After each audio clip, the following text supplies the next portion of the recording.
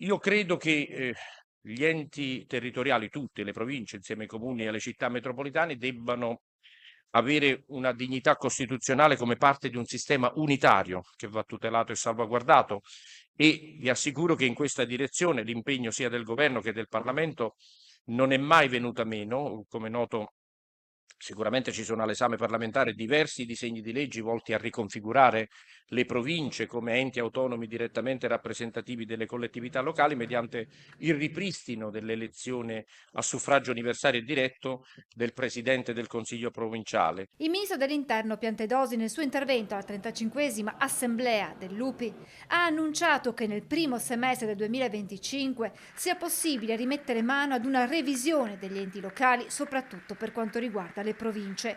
Il ruolo e il futuro di questi enti locali a 10 anni dalla riforma del Rio sono stati i temi centrali della 2 giorni di assemblea dell'UPI nazionale, a cui ha preso parte anche il Presidente della Repubblica Sergio Mattarella.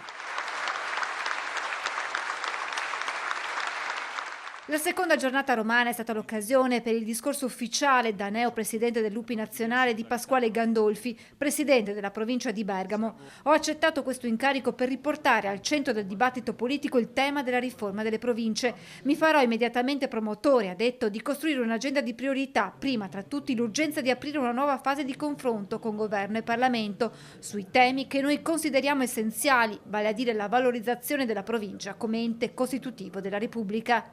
A Gandolfi gli auguri di buon lavoro da parte del vicepresidente nazionale UPI Stefano Marcon, che ha coordinato la 2 giorni. Al quale graverà l'obbligo, l'onere di portare avanti quel percorso di riforma già avviato e esplicitato nel manifesto programmatico che approveremo oggi in Assemblea, e con la convinzione che il traguardo sia raggiungibile. Oggi noi ci mettiamo a disposizione delle comunità con rinnovato spirito e rinnovata carica istituzionale.